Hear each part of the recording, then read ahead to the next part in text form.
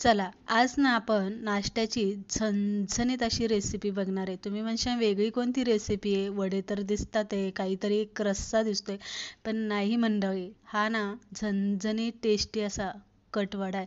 Cut अगदी तरीबाच बनवायचा आहे, घट्ट बनवायचा आहे, पातळ बनवायचा आहे. ह्या सगळ्या गोष्टी ना आपण इथे बनवताना बघणार आहे. वडे कसे बनवायचे, त्यानंतर ना आपल्याला वडे सर्व कसे करायचे, हे सगळं इथे आपण कृती सविस्तर बघणार आहे. त्यामुळे ना रेसिपी शेवटपर्यंत बघा, म्हणजे तुमच्या लक्षात येईल आणि दुसऱ्या बारीने जर तुम्ही कधी कटवडा बनवणार असाल तर तो फसणार अजिबात नाही.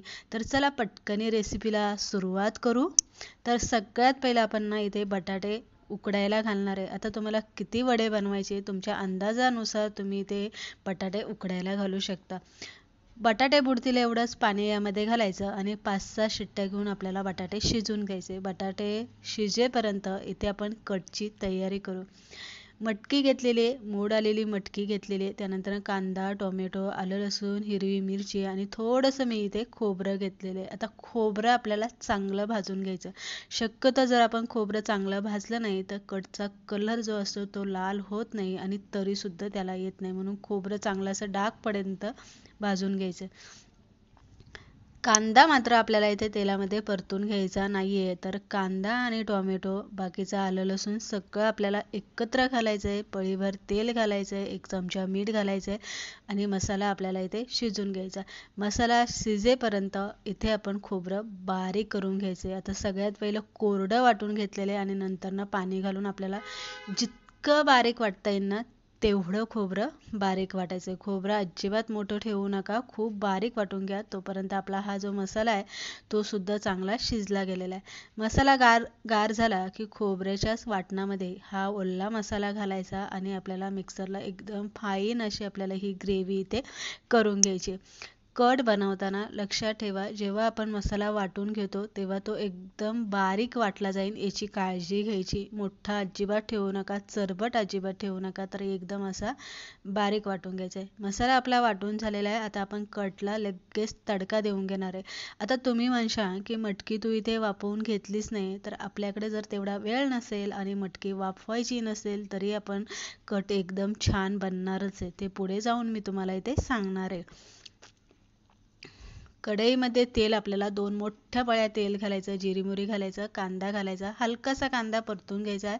लाल तिखट सगळ्यात पहिलं घालायचं आहे आणि नंतर ना आपल्याला कांदा लसूण मसाला, घरगुती मसाला, थोडासा मिसळ मसाला, हळद, हिंग आणि धने पावडर यामध्ये घालून हलवून घ्यायचं. केलेली ग्रेव्ही आपल्याला यामध्ये घालायची, मीठ घालायचं आहे आणि थोडंसं पाणी घालून तेल सुटेपर्यंत आपल्याला मसाला शिजवून घ्यायचा आहे.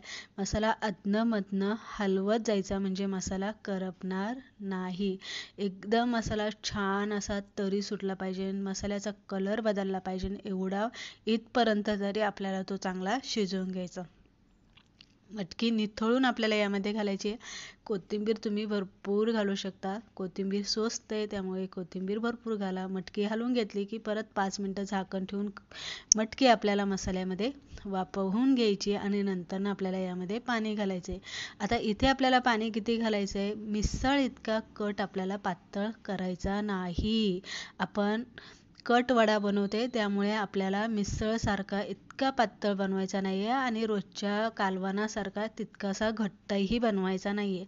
तर मधला स्टेप आपल्याला इथे रश्श्याची ठेवायची, म्हणजे जास्त पातळ नाही आणि जास्त घट्टही नाही. झाकण घालून आपण मटकी शिजायला साईडला ठेवून दिलेली आहे.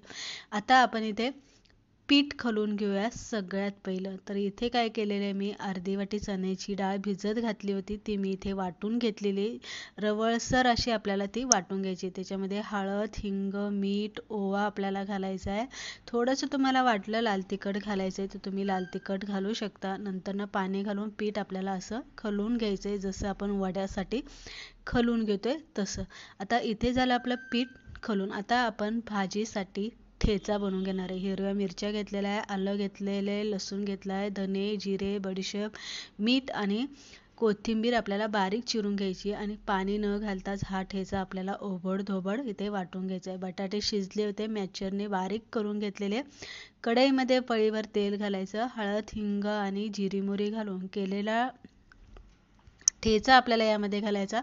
तेलामध्ये ठेचा चांगला परतून घ्यायचा आणि नंतर बटाट्याची भाजी आपल्याला यामध्ये घालून घ्यायची.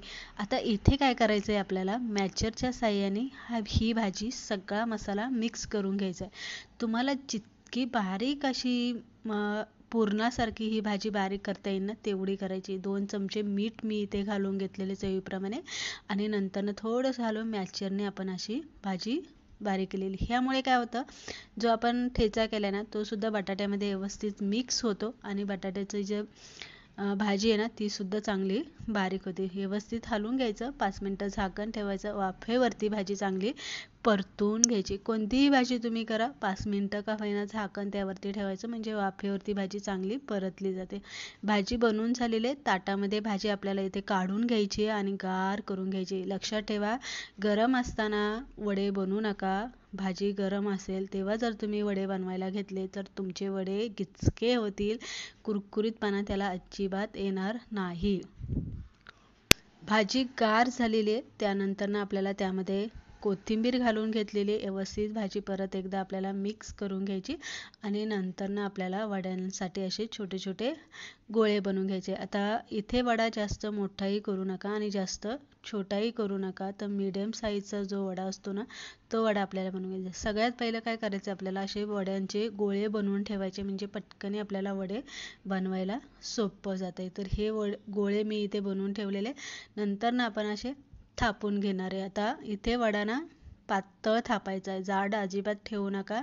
तुम्हाला इथे वडा पातळ थापून घ्यायचा आहे आणि मीडियम आकारात तो पातळ थापायचा आहे. जास्तही पातळ थापू नका आणि जाड अजिबात ठेवू नका. तर असा वडा चपटा आपल्याला इथे बनवून घ्यायचा. तर या पद्धतीने आपण वडे इथे थापून घेतलेले, सगळे वडे मी असे थापून घेतलेले. तुमच्याकडे जर वेळ असेल ना वडे करायचे तर थापून घेतलेल्या वड्यांवरती झाकण ठेवा. नंतर काय होतं, भाजी कोरडी पडते, वडे कोरडे होतात. पीठ आपण इथे खलून घेतलं होतं, परत एकदा हलवून घ्यायचं आणि तेलामध्ये आपल्याला वडे सोडून घ्यायचं. आता तेलामध्ये जेवढे वडे बसतील तेवढेच वडे तेलामध्ये सोडा, जास्त वडे सोडू नका. आणि मीडियम गॅसवरती थोडेसे वडे तळले गेले, गॅस मीडियम करा आणि मीडियम गॅसवरती वडे चांगले कुरकुरीत होईपर्यंत इथे तळून घ्या. लगेच वडे काढायची घाई करू नका किंवा जास्त मोठ्या गॅसवरती वडे पटकन तळून घ्यायची घाई करू नका, नाही तर वडे कुरकुरीत होत नाही. तर याच पद्धतीने आपण अजून थोडेसे वडे इथे तळून घेऊ. लक्षात ठेवा, तुम्हाला जेव्हा कटमध्ये सर्व करायचे तेव्हा वडे गरम गरम त्यामध्ये घाला. गार पडलेले वडे अजिबात कटमध्ये घालू नका, नाहीतर वडे नरम पडल्यामुळे त्याला खाण्याला काहीच मजा नसते. तर या पद्धतीने आपण इथे वडे तळून घेतलेले बघू शकता. इथे तुम्ही अजिबात तेलकट वगैरे काहीही वडे आपले झालेले नाही. तोपर्यंत इकडे तुम्ही बघू शकता आपला मिसळचा कट आपण इथे उकळायला ठेवला होता. छान अशी तरी आलेले, कलर सुद्धा मस्त असा आपल्या कटला इथे आलेला आहे.